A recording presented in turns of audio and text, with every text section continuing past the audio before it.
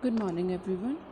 In the previous lectures, we would discuss the Merchant of Venice first act and the second act. In second act, we were discussed in various scenes about Shylock's perspective and how his daughter Jessica wants to elope with Lorenzo, and how Jessica's plan works, and Lorenzo and Jessica elopes even after the party of Bassanio, and Bassanio Gratiano also leaves for Belmont. Okay, and at the last scene where it ends, how Jessica conclude the sentence with this note, important note, farewell, and if my fortune be not crossed, I have a father, you a daughter lost. जैसे ही वो जा रही है उस जगह को छोड़ के, तो वो बोल रही है कि मेरा भाग्य अब यहाँ पर आगे ख़त्म हो गया है, और मेरे और मेरे फादर दोनों के रिलेशन अब यहाँ पर ख़त्म हो चुकी है, सब कुछ गुम हो चुका है, अब वैसा नहीं रहेगी चीज़ें जैसे कि अभी तक थी। ठीक है, तो फाइनली वो अपनी उस कैद से रिलीज़ हो गई है लोरेंजो के साथ। नेक्स्ट सीन हम कर रहे हैं सेकेंड एक्ट में ही। Salarino and Gratiano are on the stage when the curtain rises. They are waiting for Lorenzo as they had decided to meet here. अब Salarino और Gratiano दोनों स्टेज पर वेट कर रहे हैं जैसे ही पर्दा हटता है। ठीक है, आपको ये मैंने बता दिया था कि जब सीन ख़त्म होता है तो पर्दे को गिरा दिया जाता है, पर्दा लगा दिया जाता है, और जब सीन नेक्स्ट दिखाने वाले होते हैं उससे पहले पर्दे को हटाया जाता है। तो ऑलरेडी कैरेक्टर्स और वो सीन पीछे से बदल चुका होता है, और जो कैरेक्टर्स आते हैं तभी वो नेक्स्ट सीन स्टार्ट होता है। इसी तरीके से होता है जैसे हम रामलीला में भी देखते हैं। ठीक है, तो यहाँ पर सेलेरिनो और ग्रेटियानो स्टेज पर वेट कर रहे हैं किसकी? लोरेंजो की, क्योंकि वहाँ पर आना डिसाइड हुआ था लोरेंजो का। They are dressed for the party and are worried for Lorenzo because he is late where as by nature. Lovers usually reach the spot before time. Okay, ये भी आई थिंक सीन हो चुका है। यहाँ पर हम scene 8 पर शुरू करना था। इससे पहले वाले सीन में यही था कि लोरेंजो की वेट कर रही हैं, क्योंकि ऑब्वियसली नेचर है कि लवर्स यूजुअली टाइम से पहले पहुंच जाती है अपनी जगह पर। ठीक है, वहाँ पर वो वेट कर रहे हैं। आखिरकार लोरेंजो आता है, आके माफ़ी मांगता है लेट होने की, और ग्रेटियानो लीव कर देता है बसानियो के साथ उस जगह को, और एंटोनियो आके बोलता है कि जल्दी करो, तुम्हें जल्दी जाना है बेलमोंट, और यही सही फेवरेबल टाइम है, और इसका एनालिसिस भी हम कर चुके थे। ठीक है, अब आते हैं 8th सीन पर। The scene moves from Venice to Belmont. अब ऑब्वियसली वेनिस से तो सारे जा चुके हैं कैरेक्टर्स बेलमोंट के लिए। अब बेलमोंट का जो मेन सीन होने वाला है ना, कास्केट सीन वगैरह, ये सब चीज़ें अब होने वाली है, वो दिखाया जा रहा है बेलमोंट का scene, and picks the story from the point where it is left in scene first of act second. यहाँ पर वहीं से उठाई गई है बातें, जैसे हम सीरियल्स में भी देखते हैं ना, अगर सिचुएशन चेंज कर दी जाती है तो उसी पॉइंट से स्टोरी को स्टार्ट करते हैं जहाँ पर छोड़ी गई थी। यहाँ पर एक्ट सेकंड में सीन फर्स्ट पे जहाँ पर स्टोरी को ख़त्म किया था वहीं से फिर से उठाया है, स्टार्ट किया है। The prince of Morocco had come to Belmont. यहाँ पर आया था प्रिंस ऑफ मोरक्को उस कास्केट को, राइट कास्केट को चूज़ करके पोर्शिया को जीतने के लिए, and Portia tells him the terms and condition of trying his luck at the lottery of casket. यहाँ पर पोर्शिया प्रिंस ऑफ मोरक्को को सब टर्म्स एंड कंडीशन समझा रही है कि अगर तुमने ये सब चीज़ करी, ट्राई किया अपना लक, तो क्या हो सकता है, और जैसा कि उसे पता है सही कास्केट चूज़ करी गई तो पोर्शिया को जीत जाएगा वो। The scene opens and the prince of Morocco is taken into the room. अब उस एक्ट सेकंड में और सीन फर्स्ट में जहाँ हमने वो स्टोरीज छोड़ी थी कि पोर्शिया और प्रिंस ऑफ मोरक्को डिनर के लिए जाते हैं, पहले बजाय वो कास्केट वाले रूम में जाने के डिनर करते हैं, उसके बाद वहीं पर वो सीन ख़त्म हो जाता है। यहाँ पर वहाँ वापस से स्टार्ट किया गया है कि डिनर के बाद वो पोर्शिया टर्म्स एंड कंडीशन समझा रही है कि तुम अब अपना लक आजमाने जा रहे हो, तो तुम्हें पता होना चाहिए अगर हार गए तो तुम किसी से भी शादी नहीं कर सकते। फिर ये सीन ओपन्स ऐसे ही होता है, प्रिंस ऑफ मोरक्को आ रहा है रूम में, उस रूम में जहाँ पर 3 कास्केट रखी हुई हैं। द 3 कास्केट आर ऑफ, ये पहले भी बता चुके हैं, गोल्ड, सिल्वर और लेड धातु की बनी हुई है और उनके ऊपर कुछ कुछ लिखा हुआ है। ठीक है, गोल्ड के ऊपर लिखा है, गोल्ड कास्केट के ऊपर who chooseth me shall gain what many men desire, जो मुझे चूज़ करेगा, जो मुझे पाना चाहेगा, वो इंसानी इच्छाओं को पा सकता है। ठीक है, silver casket has who chooseth me shall get a much as he deserve, और जो मुझे चुनेगा, सिल्वर कास्केट के ऊपर क्या लिखा था, जो मुझे चुनने वाला है, जो उसकी डिज़र्व, जो उसको मिलना चाहिए बस उतना ही मिलेगा। ठीक है, एक इच्छाएं जो असीमित है, एक जो आप डिज़र्व करते हो, जिसके लिए आप सक्षम हो, वो। ठीक है, देन थर्ड लेड कास्केट, उस पर लिखा हुआ था who chooseth me must give and hazard all he had, जो मुझे चुनेगा ना उसको सब चीज़ देनी पड़ेगी, तो इसके लिए एक नुकसान है कि तुम सब कुछ खो दोगे। ठीक है, the prince is asked to make a choice, अब प्रिंस को कहा गया, उस वो प्रिंस ऑफ मोरक्को जो आया था, कि तुम चूज़ करो इन तीनों में से।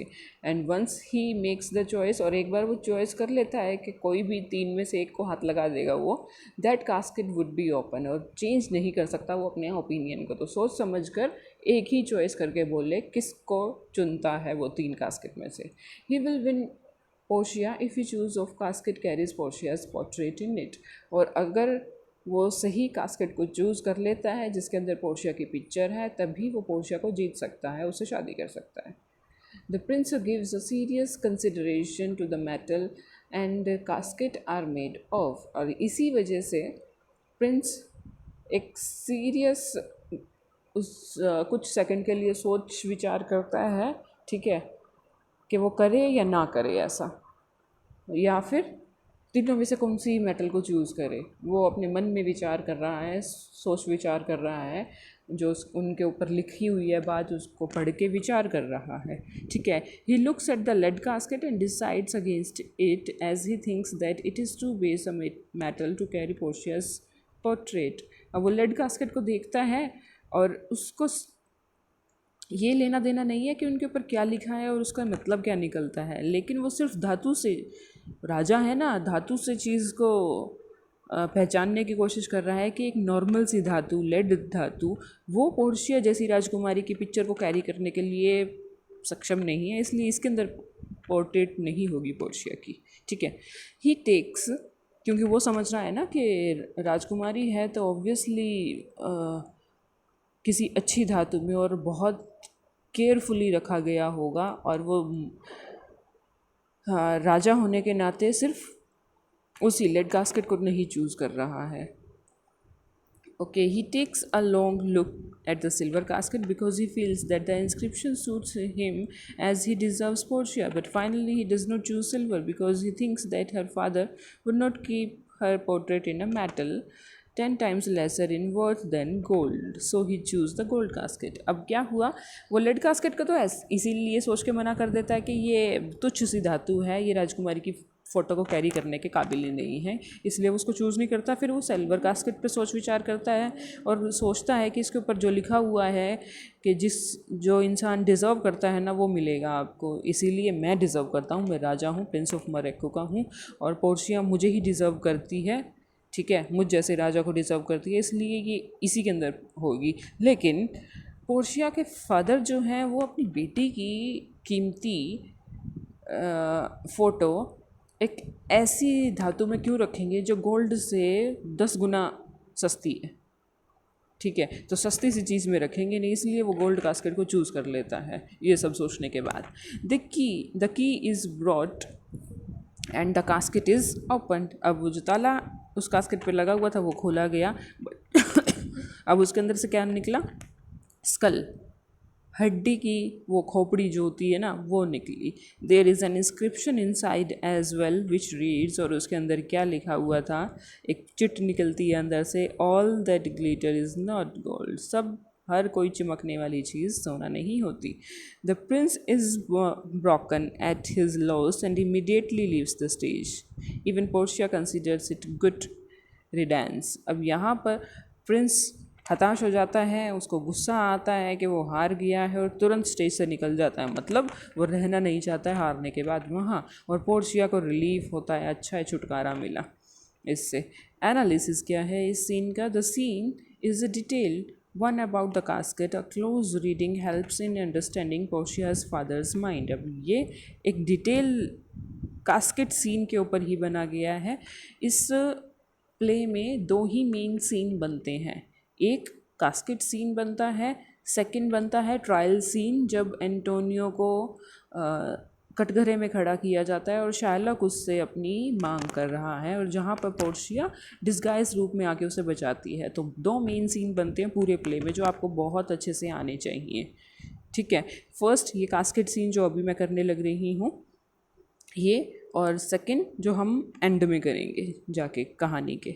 ओके, तो ये दिखाया गया है पूरा कास्केट सीन डिटेल्ड में यहाँ पर, और हमें समझने के लिए, रीडर्स को समझने के लिए कि पोर्शिया के फादर के माइंड में क्या बातें होंगी, ठीक है, जिसकी वजह से उसने ऐसी टाइप की शर्त रखी और ऐसी किस धातु में उस पोर्शिया की पिक्चर को रखा होगा। Of how he wanted to ensure that the right kind of person should succeed him and take Portia's hand in marriage. और वो यही चाहते, क्या सोचकर उन्होंने ये सब चीज़ करी होगी, और इसी वजह से कि सही इंसान जो होगा लाइफ में, अच्छा इंसान जो होगा वही मेरी बेटी को पा सके, मैरिज कर सके उससे, इसलिए उन्होंने ये इस टाइप की शर्त रखी होगी जो अपने आप में अभिमानी ना हो और लालच भरा ना हो उसके दिमाग में।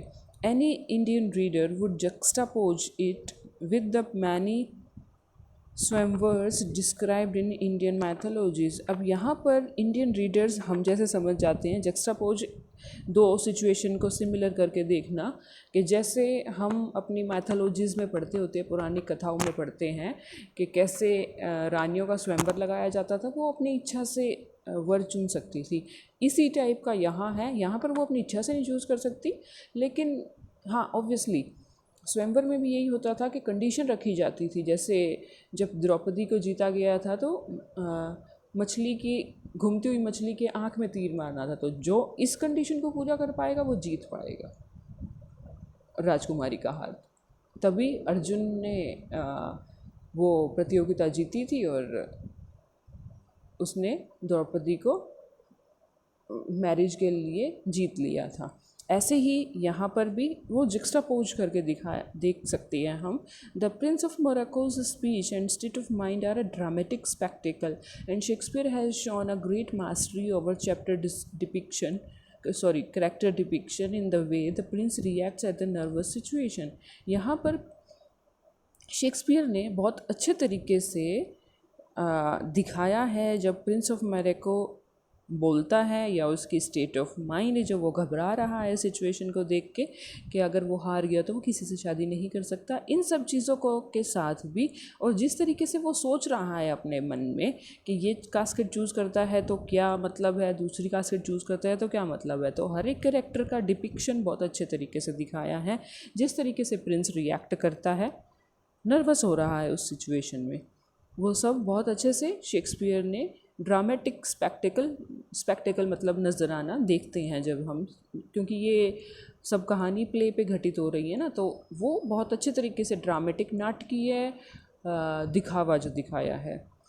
Even Portia unawareness of the right casket is deftly presented so as to catch a serious reader's audience eye. यहाँ पर पोर्शिया को नहीं पता है कि कौन सी राइट कास्केट है, यहाँ पर भी सस्पेंस बनाए रखा है, ठीक है, बहुत अच्छे तरीके से हमारा इंटरेस्ट और भी ज़्यादा बन गया है ऑडियंस का या फिर रीडर्स का। ओके, एक सेकंड नेक्स्ट सीन और कर लेते हैं हम। यहाँ पर Salarino and Solanio are present on the stage as a curtain rises and they are discussing the state affairs in Venice। अब यहाँ पर स्टेज पे पर्दा हटता है और Salarino और Solanio को दिखाया जाता है जो कि वेनिस की क्या क्या वेनिस में काम हो रहा है, स्टेट ऑफ अफेयर्स हो रही हैं, उनके ऊपर डिस्कशन नॉर्मली कर रही हैं, ठीक है।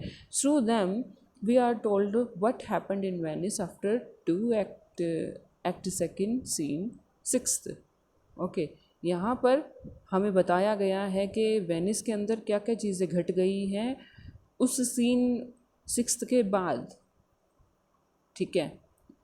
उसके बाद से कोई बात नहीं हो रही थी, तो अब जाकर वेनिस की खबर ऑडियंस और रीडर्स तक पहुंची है, क्योंकि वो दोनों बात जिस तरीके की कर रहे हैं। When Shylock realized the elopement of Jessica along with ducats and diamonds, he immediately approached the Duke of Venice and requested to get Bassanio's ship searched by it, but it was not possible as the ship has already left the shores of Venice।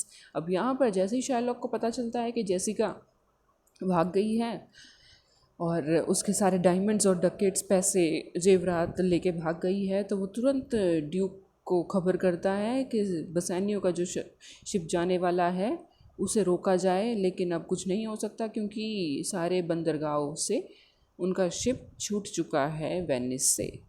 Antonio assured the Duke and Shylock that Jessica was not on the ship when it left the shore. Shylock was seen on the street of Venice later crying for his lost daughter and ducats।